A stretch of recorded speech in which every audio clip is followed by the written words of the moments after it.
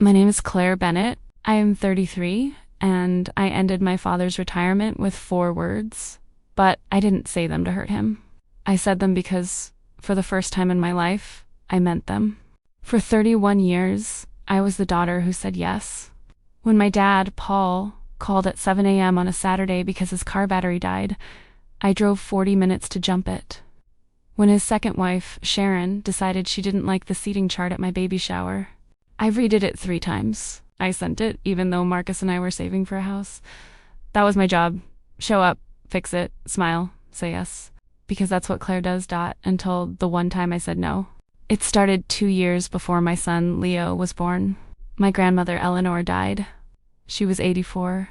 Lived alone in a little ranch house in Columbus with a garden that fed half the neighborhood. She kept peppermints in a crystal bowl and told the truth, even when it was inconvenient. 2 weeks before she passed, she called me. "Claire Bear, come over. Bring nothing. Just you." I sat on her floral couch.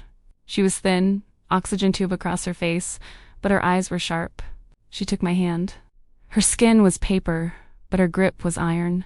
"Don't let anyone tell you what's yours isn't yours," she said. "Not your time, not your peace, and especially not your no." I thought she was talking about work, or my dad. I nodded. "Okay, Grandma," she smiled. "Promise me. I promise."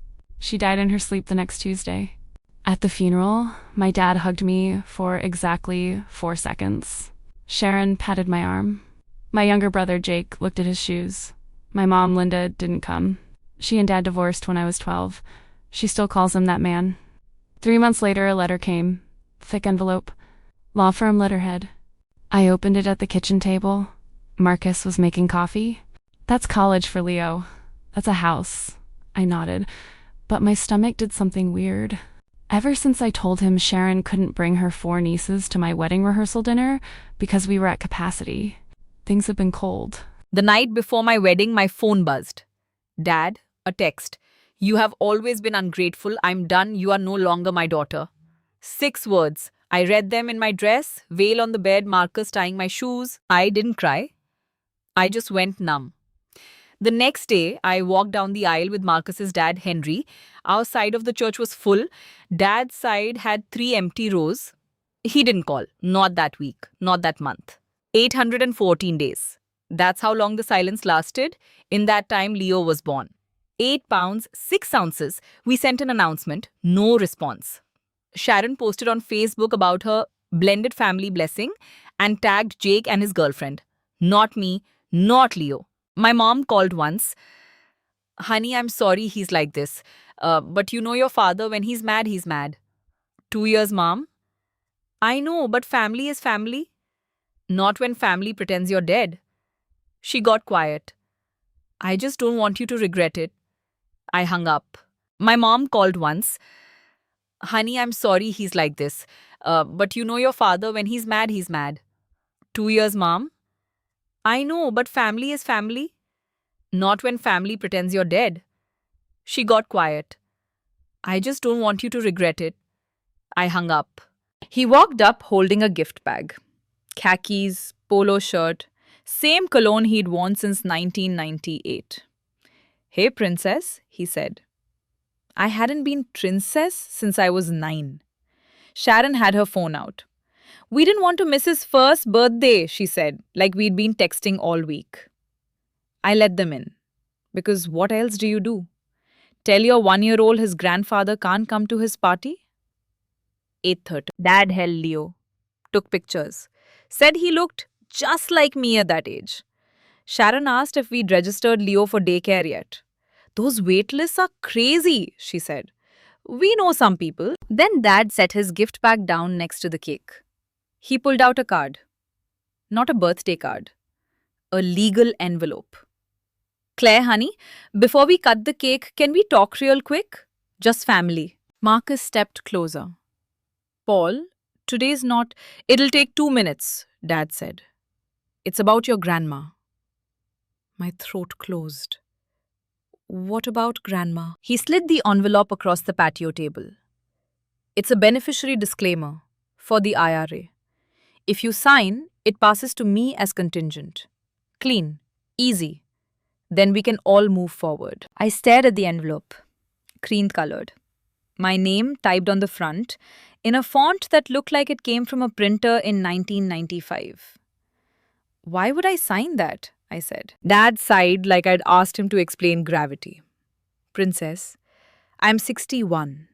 I'm retiring next year. That account, it's the bridge. With Social Security and the pension from the plant, that's it. That's the plan. Sharon and I already put a deposit on that condo in Myrtle Beach. On money that isn't yours, I said. It was your grandmother's, Sharon cut in. She would have wanted your father taken care of. She always said family first. My grandmother told me not to let anyone claim what was mine, I said. 2 weeks before she died. Dad's jaw did a thing. So you're saying no? I'm saying not here. Not today. Not with my son's birthday cake. He left the envelope on the table. We cut the cake. He took 3 pictures, ate 1 bite, and said they had to beat traffic. The envelope stayed. I put it in the junk drawer with takeout menus and dead batteries. That night, I called the lawyer on Grandma's paperwork. Her name was Deborah Price. Miss Bennett, you're the primary beneficiary. Without your signature, the funds can't be redirected. Your father is listed as contingent. That means if you disclaim, he gets it. If you don't, it's yours. And if I do nothing, it stays yours. The IRS will require minimum distributions eventually, but the account remains in your name. I thanked her and hung up. The call started. Dad, twice a day. Sharon, once. Jake, every other day. Even my mom. Honey, he's your father. He's not asking for your kidney. He's asking for $312,000. He's asking for his future. He asked for my future when he sent that text. 6 words, Mom, and then 814 days of nothing. Silence. Then, you're going to regret this. Maybe, I said, but I'm going to regret it on my terms. Sharon started the Facebook campaign. Not public posts, just comments. Under a photo of Leo. He's beautiful. Grandpa can't wait to take him to the beach when he retires next year. Under a photo of me. Family means forgiving. Eleanor would want peace. My Aunt Denise texted me at 11 p.m. Your grandmother would be ashamed of you. My Aunt Marla. You've always been selfish, Claire, even as a little girl. My Aunt Ruth. Don't punish your father because you're mad at Sharon. 3 aunts, 3 texts, all within 20 minutes. Coordinated. I turned my phone off and went to bed. Jake showed up at my house on a Tuesday. He looked tired. Dad's freaking out, he said. He's got the condo deposit. He gave notice at work. He's done December 31st. Jake, I didn't tell him to do that. I know, but come on. You're not going to use all that money right now. He needs it now. What did Grandma leave you? I asked. He blinked. Nothing. She said I was young. Said Dad would help me. Has he? Jake looked at the floor. He co-signed my apartment, paid my car insurance. And if he retires, that stops? Yeah. So you're not here for me. You're here because you're scared. He didn't deny it. He just left. My dad set up a meeting. Thursday, 11 a.m. His lawyer's office in downtown Springfield. Red brick building. Cigarette bucket by the door. Wednesday night, he called. Just a quick meeting, 30 minutes, then lunch, my treat.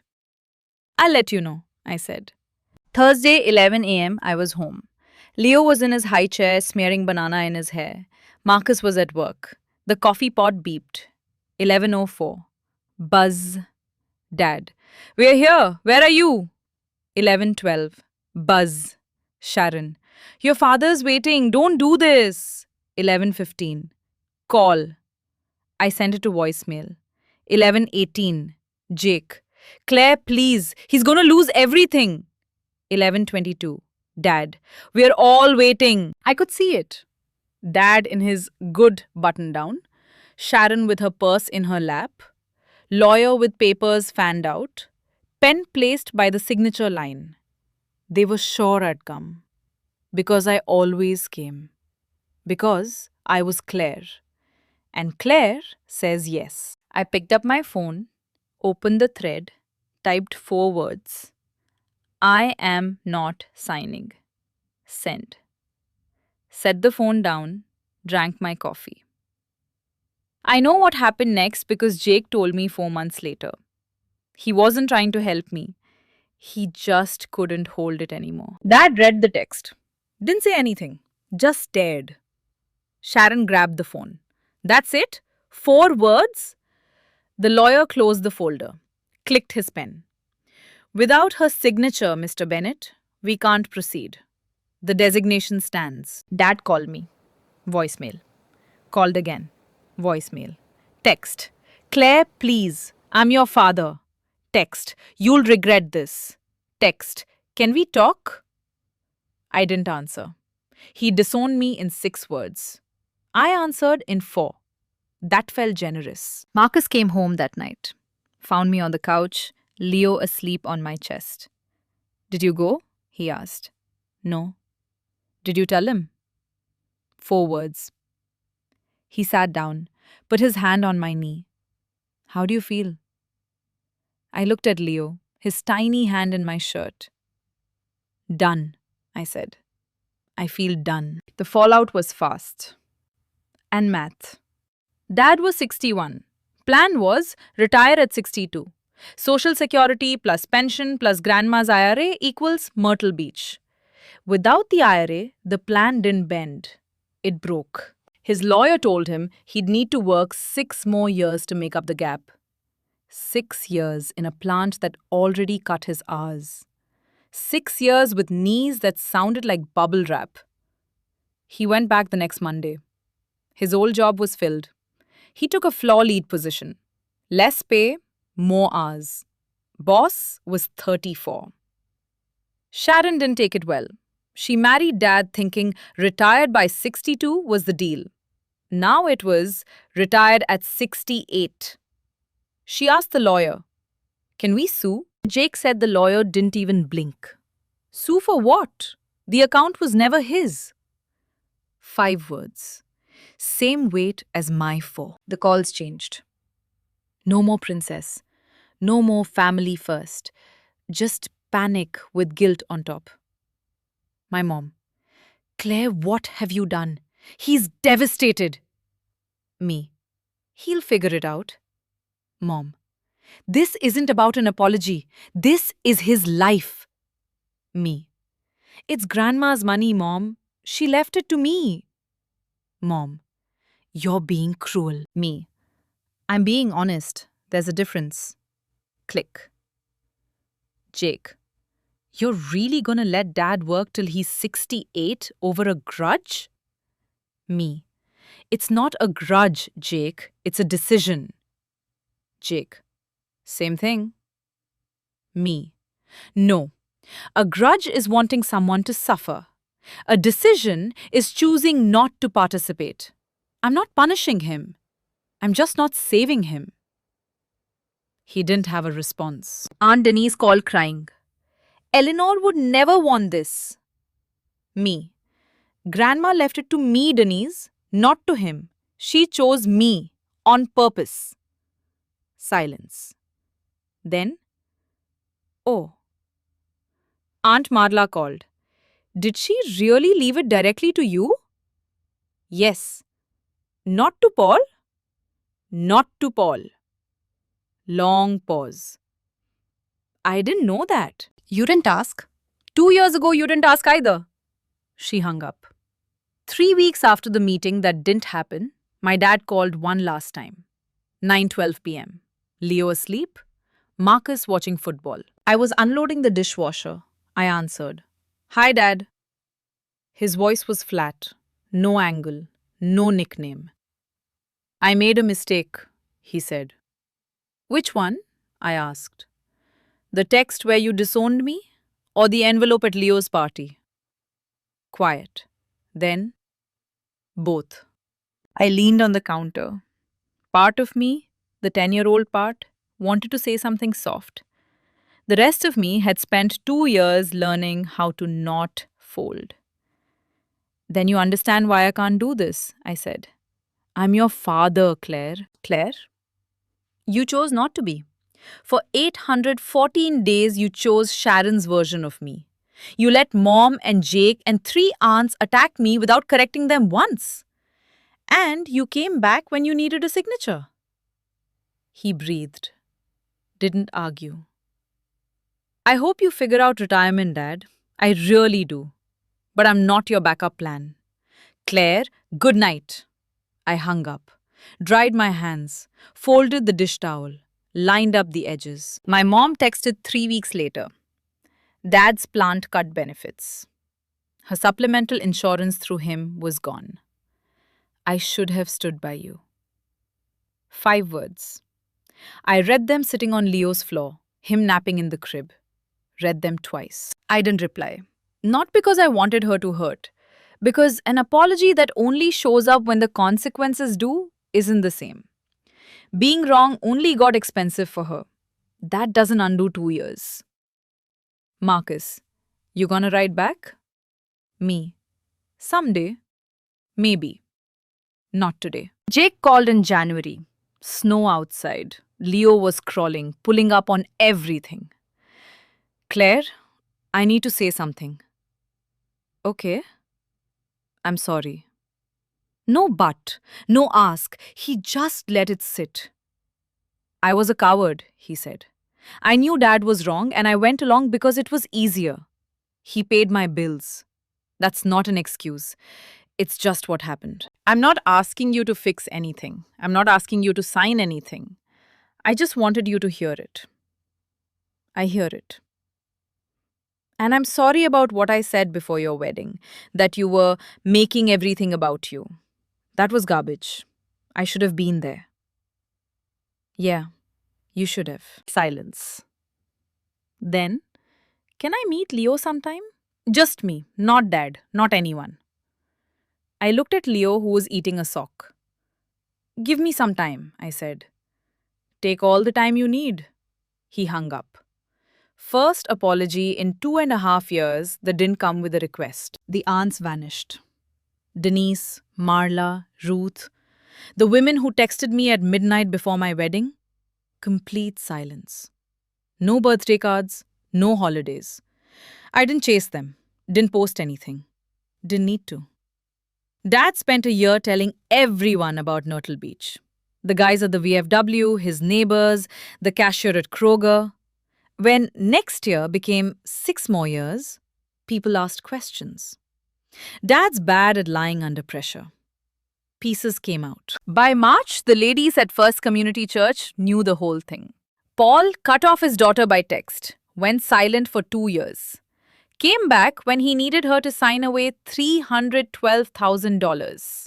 Daughter said no. Aunt Marla ran into Carol, my mother-in-law, at Target. Carol just smiled, asked how Marla's garden was doing. Marla, according to Carol, turned white. I didn't do any of that. When you build your story on a lie, you don't need someone to knock it down. You just need time. 6 months after the unsigned paper, here's where we are. I don't talk to my father. I don't hate him. I don't wish him bad. I just don't have room for him right now. Not until he can look at me and see his daughter, not a signature line.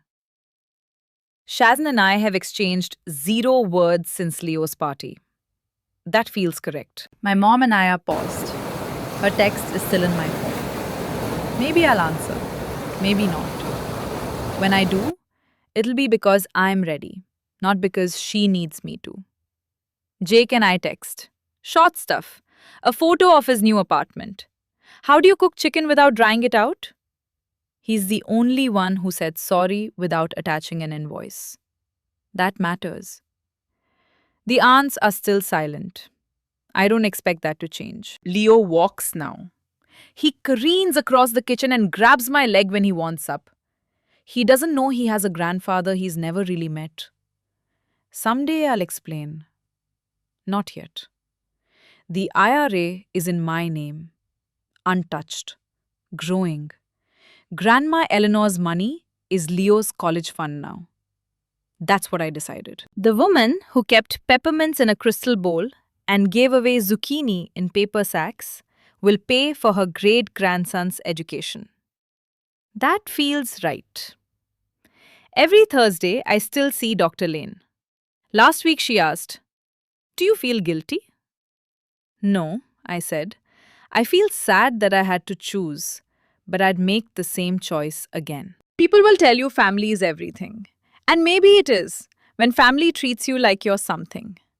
My father didn't lose his retirement because I refused to sign a paper. He lost it because he built his entire future on the idea that I would always give in, that I would always say yes, that I would drive 40 minutes, redo the seating chart, cut the guest list, sign the document, because that's what Claire does. I spent 31 years being the daughter who said yes. It took one no to find out what I was actually worth to them. And here's what I learned. When someone only calls because they need something from you, that's not love. That's an invoice. My father didn't want a relationship. He wanted access.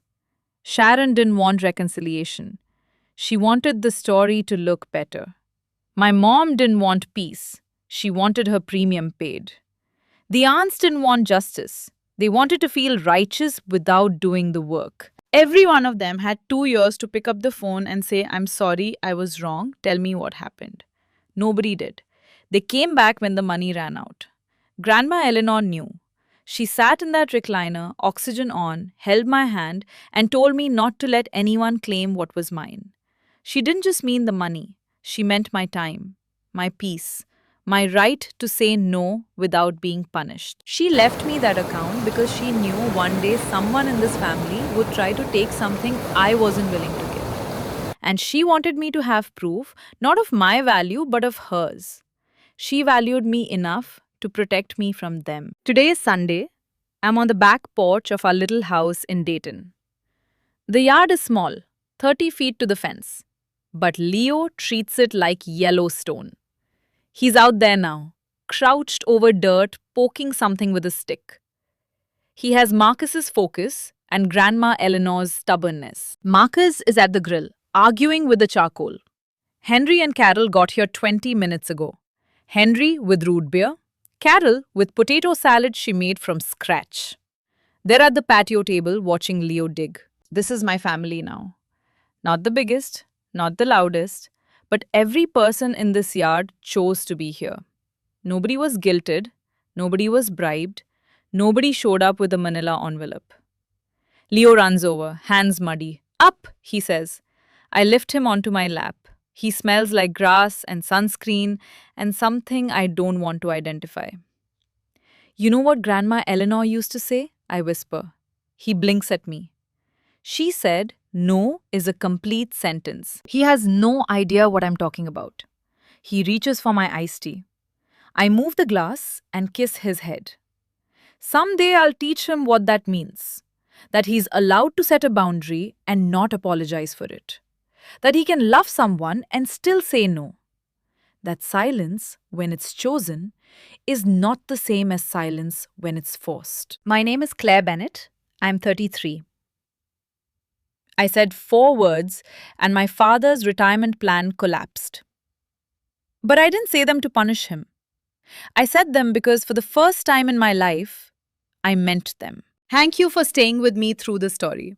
If it made you feel something, anger, relief, or just a quiet, "Yeah, me too," I'd love to hear about it.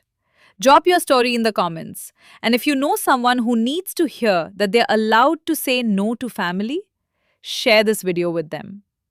I'm Claire, and I'm glad you're here. If you like the story, please like and share it. And don't forget to subscribe.